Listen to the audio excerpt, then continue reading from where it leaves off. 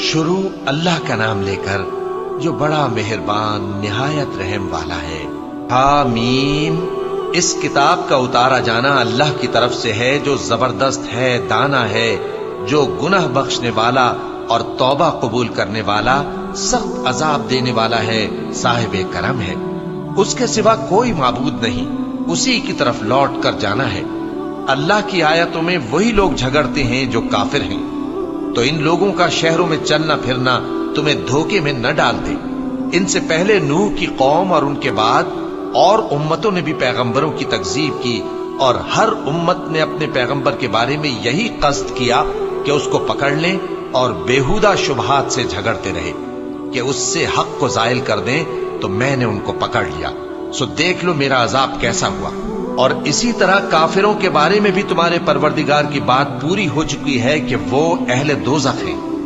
جو لوگ عرش کو اٹھائے ہوئے اور جو اس کے گردا گرد حلقہ باندھے ہوئے ہیں یعنی فرشتے، وہ اپنے پروردگار کی تعریف کے ساتھ تسبیح کرتے رہتے ہیں اور اس پر ایمان رکھتے ہیں، اور مومنوں کے لیے بخشش مانگتے رہتے ہیں کہ اے ہمارے پروردگار، تیری رحمت اور تیرا علم ہر چیز کو سموئے ہوئے ہے، تو جن لوگوں نے توبہ کی اور تیرے رستے پر چلے ان کو بخش دے اور دوزخ کے عذاب سے بچا لے۔ اے ہمارے پروردگار، ان کو ہمیشہ رہنے کی بہشتوں میں داخل کر جن کا تو نے ان سے وعدہ کیا ہے، اور جو ان کے باپ دادوں اور ان کی بیویوں اور ان کی اولاد میں سے نیک ہوں ان کو بھی، بے شک تو غالب ہے، حکمت والا ہے۔ اور ان کو بری حالتوں سے بچائے رکھیو، اور جس کو تو اس روز بری حالتوں سے بچا لے گا تو تو نے بے شک اس پر مہربانی فرمائی، اور یہی بڑی کامیابی ہے۔ جن لوگوں نے کفر کیا ان سے پکار کر کہہ دیا جائے گا کہ جب تم دنیا میں ایمان کی طرف بلائے جاتے تھے اور مانتے نہیں تھے تو اللہ اس سے کہیں زیادہ بیزار ہوتا تھا جس قدر تم اپنے آپ سے بیزار ہو رہے ہو۔ وہ کہیں گے کہ اے ہمارے پروردگار، تو نے ہم کو 2 دفعہ بے جان کیا اور 2 دفعہ جان بخشی، ہم کو اپنے گناہوں کا اقرار ہے، تو کیا نکلنے کی کوئی سبیل ہے؟ یہ اس لیے کہ جب تنہا اللہ کو پکارا جاتا تھا تو تم انکار کر دیتے تھے، اور اگر اس کے ساتھ شریک مقرر کیا جاتا تھا تو مان لیتے تھے۔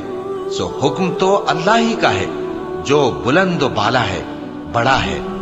وہی تو ہے جو تم کو اپنی نشانیاں دکھاتا ہے اور تم پر آسمان سے رزق اتارتا ہے، اور نصیحت تو وہی حاصل کرتا ہے جو اس کی طرف رجوع کرتا ہے۔ تو اللہ کی عبادت کو خالص کر کے اسی کو پکارو، اگرچہ کافر برا ہی مانے۔ وہ مالک درجات عالی اور صاحب عرش ہے، اپنے بندوں میں سے جس کو چاہتا ہے اپنے حکم سے وہی بھیجتا ہے تاکہ ملاقات کے دن سے ڈرائے۔ جس روز وہ نکل پڑیں گے ان کی کوئی چیز اللہ سے مخفی نہ رہے گی۔ سوال ہوگا آج کس کی حکومت ہے؟ جواب ملے گا اللہ کی، جو اکیلا ہے، بڑا زبردست ہے۔ آج کے دن ہر شخص کو اس کے اعمال کا بدلہ دیا جائے گا، آج کسی کے حق میں بے انصافی نہیں ہوگی۔ بے شک اللہ جلد حساب لینے والا ہے۔ اور ان کو قریب آنے والے دن سے ڈراؤ جبکہ دل غم سے بھر کر گلوں تک آ رہے ہوں گے۔ ظالموں کا کوئی دوست نہیں ہوگا اور نہ کوئی سفارشی جس کی بات قبول کی جائے۔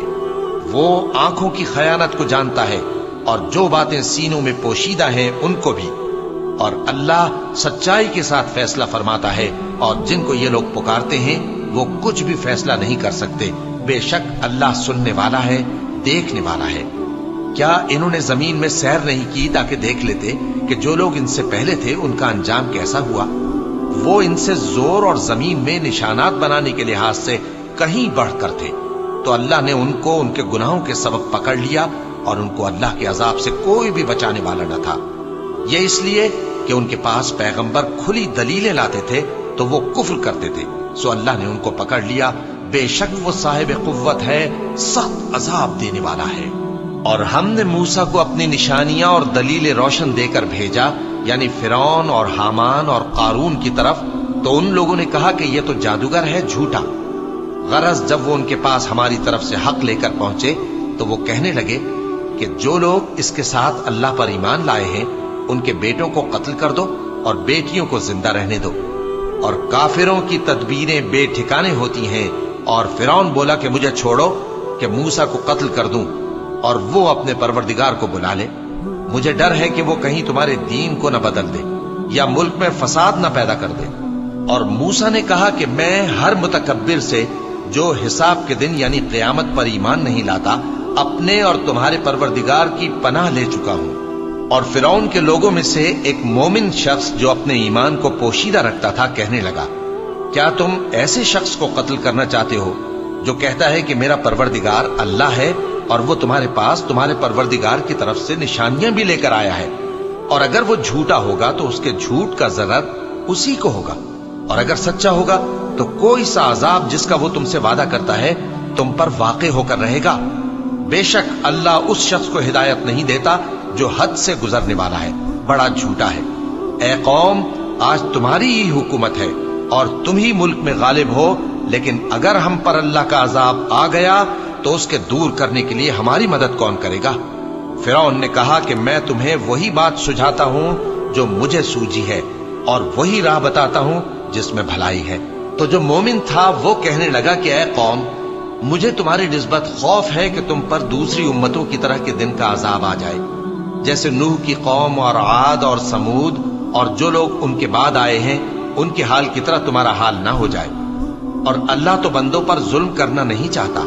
और ऐ कौम, मुझे तुम्हारी निस्बत पुकार के दिन यानी रोजे क़यामत का खौफ है, जिस दिन तुम पीठ फेर कर क़यामत के मैदान से भागोगे। उस दिन तुमको कोई अजाब इलाही से बचाने वाला ना होगा, और जिस शख्स को अल्लाह गुमराह रहने दे उसको कोई हिदायत देने वाला नहीं। और पहले यूसुफ भी तुम्हारे पास खुली बातें लेकर आए थे, तो जो वो लाए थे उसकी तरफ से तुम बराबर शक ही में रहे, यहां तक कि जब वो वफात पा गए तो तुम कहने लगे कि अल्लाह उनके बाद कभी कोई पैगंबर नहीं भेजेगा। इसी तरह अल्लाह उस शख्स को गुमराह रहने देता है जो हद से निकल जाने वाला, शक करने वाला हो। जो लोग बगैर इसके कि उनके पास कोई दलील आई हो अल्लाह की आयतों में झगड़ते हैं, अल्लाह के नजदीक और मोमिनों के नजदीक झगड़ा सख्त नापसंद है। इसी तरह अल्लाह हर मुतकब्बिर सरकश के दिल पर मोहर लगा देता है। और फिरौन ने कहा कि हामान, मेरे लिए एक महल बनाओ ताकि मैं उस पर चढ़कर रस्तों पर पहुंच जाऊं, यानी आसमान के रस्तों पर, फिर मूसा के माबूद को झांक कर देख लूं, और मैं तो उसे झूठा समझता हूं। और इसी तरह फिरौन को उसके आमाल बद अच्छे मालूम होते थे और वो रस्ते से रोक दिया गया था। और फिरौन की तदबीर तो बेकार थी। और वो शख्स जो मोमिन था उसने कहा कि भाइयों, मेरे पीछे चलो, मैं तुम्हें भलाई का रास्ता दिखाऊंगा। भाइयों, ये दुनिया की जिंदगी चंद रोज फायदा उठाने की चीज है, और जो आखिरत है वही हमेशा रहने का घर है। जो बुरे काम करेगा उसको बदला भी वैसा ही मिलेगा, और जो नेक काम करेगा, मर्द हो या औरत, जबकि वो साहिब ईमान भी हो, तो ऐसे लोग बहिश्त में दाखिल होंगे, वहां उनको बेहिसाब रिस्क मिलेगा। और ऐ कौम, मेरा क्या हाल है कि मैं तो तुमको नजात की तरफ बुलाता हूं और तुम मुझे दोज़ख की आग की तरफ बुलाते हो। तुम मुझे इसलिए बुलाते हो कि अल्लाह के साथ कुफ्र करूं और उस चीज को उसका शरीक मुकर्रर करूं जिसका मुझे कुछ भी इल्म नहीं।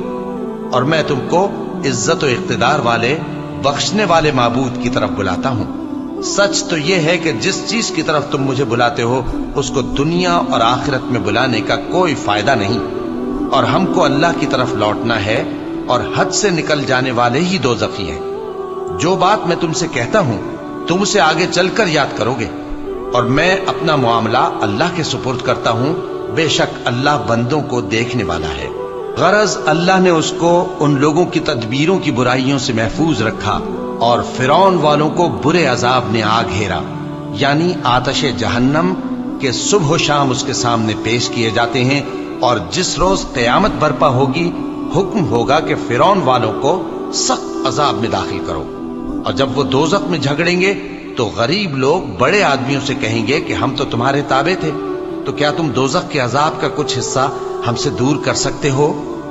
बड़े आदमी कहेंगे कि तुम भी और हम भी सब दोज़ख में हैं। अल्लाह बंदों में फैसला कर चुका है। और जो लोग आग में जल रहे होंगे वो दोज़ख के दारोगों से कहेंगे कि अपने परवरदिगार से पुकार कर कहो कि वो एक रोज तो हमसे थोड़ा सा अजाब हल्का कर दे। वो कहेंगे कि क्या तुम्हारे पास तुम्हारे पैगंबर निशानियां लेकर नहीं आए थे? दोज़खी कहेंगे क्यों नहीं? तो वो कहेंगे कि तुम ही पुकार लो। اور کافروں کی پکار اس روز بیکار ہوگی۔ ہم اپنے پیغمبروں کی اور جو لوگ ایمان لائے ہیں ان کی دنیا کی زندگی میں بھی مدد کرتے ہیں، اور جس دن گواہ کھڑے ہوں گے یعنی قیامت کو بھی، جس دن ظالموں کو ان کی معذرت کچھ فائدہ نہ دے گی، اور ان کے لیے لعنت اور ان کے لیے برا گھر ہے۔ اور ہم نے موسیٰ کو ہدایت کی کتاب دی اور بنی اسرائیل کو اس کتاب کا وارث بنایا، جو عقل والوں کے لیے ہدایت اور نصیحت تھی۔ لہذا صبر کرو، بے شک اللہ کا وعدہ سچا ہے، اور اپنی کوتاہی کے لیے معافی مانگو، اور صبح و شام اپنے پروردگار کی تعریف کے ساتھ تسبیح کرتے رہو۔ جو لوگ بغیر کسی دلیل کے جو ان کے پاس آئی ہو اللہ کی آیتوں میں جھگڑتے ہیں، ان کے دلوں میں اور کچھ نہیں، ایسی بڑائی ہے جس کو وہ پہنچنے والے نہیں۔ تو اللہ کی پناہ مانگو، بے شک وہ سننے والا ہے، دیکھنے والا ہے۔ آسمانوں اور زمین کا پیدا کرنا لوگوں کے پیدا کرنے کی نسبت بڑا کام ہے، لیکن اکثر لوگ نہیں جانتے۔ اور اندھا اور آنکھ والا برابر نہیں، اور نہ ایمان لانے والے نیکوکار اور نہ بدکار برابر ہیں۔ حقیقت یہ ہے کہ تم بہت کم غور کرتے ہو۔ قیامت تو آنے والی ہے، اس کے آنے میں کچھ شک نہیں، لیکن اکثر لوگ ایمان نہیں رکھتے۔ اور تمہارے پروردگار نے فرمایا ہے کہ تم مجھ سے دعا کرو، میں تمہاری دعا قبول کروں گا۔ جو لوگ میری عبادت سے ازراہ تکبر کتراتے ہیں، عنقریب جہنم میں ذلیل ہو کر داخل ہوں گے۔ اللہ ہی تو ہے جس نے تمہارے لیے رات بنائی کہ اس میں آرام کرو، اور دن کو روشن بنایا کہ اس میں کام کرو۔ بے شک اللہ لوگوں پر فضل کرنے والا ہے، لیکن اکثر لوگ شکر نہیں کرتے۔ یہی اللہ تمہارا پروردگار ہے جو ہر چیز کا پیدا کرنے والا ہے، اس کے سوا کوئی معبود نہیں، پھر تم کہاں سے بھٹکائے جاتے ہو؟ اسی طرح وہ لوگ بھٹکائے جاتے تھے جو اللہ کی آیتوں سے انکار کرتے تھے۔ اللہ ہی تو ہے جس نے زمین کو تمہارے لیے ٹھہرنے کی جگہ اور آسمان کو چھت بنایا، اور تمہاری صورتیں بنائیں اور صورتیں بھی اچھی بنائیں، اور تمہیں پاکیزہ چیزیں کھانے کو دیں۔ یہی اللہ تمہارا پروردگار ہے، سو اللہ رب العالمین بہت ہی بابرکت ہے۔ وہی زندہ جاوید ہے، اس کے سوا کوئی عبادت کے لائق نہیں، تو اس کی عبادت کو خالص کر کے اسی کو پکارو۔ ہر طرح کی تعریف اللہ ہی کے لیے ہے جو تمام جہانوں کا پروردگار ہے۔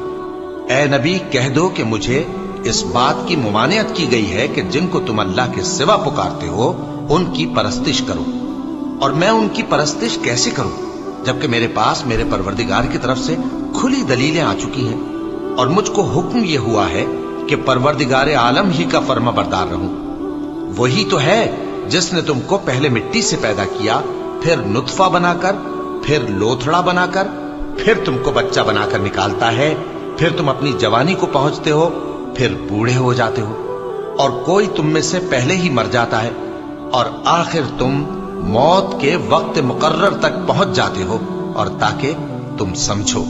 وہی تو ہے جو زندگی اور موت دیتا ہے، پھر جب وہ کوئی کام کرنا یعنی کسی کو پیدا کرنا چاہتا ہے تو اس سے کہہ دیتا ہے کہ ہو جا، تو وہ ہو جاتا ہے۔ کیا تم نے ان لوگوں کو نہیں دیکھا جو اللہ کی آیتوں میں جھگڑتے ہیں؟ یہ کہاں سے پھیرے جاتے ہیں؟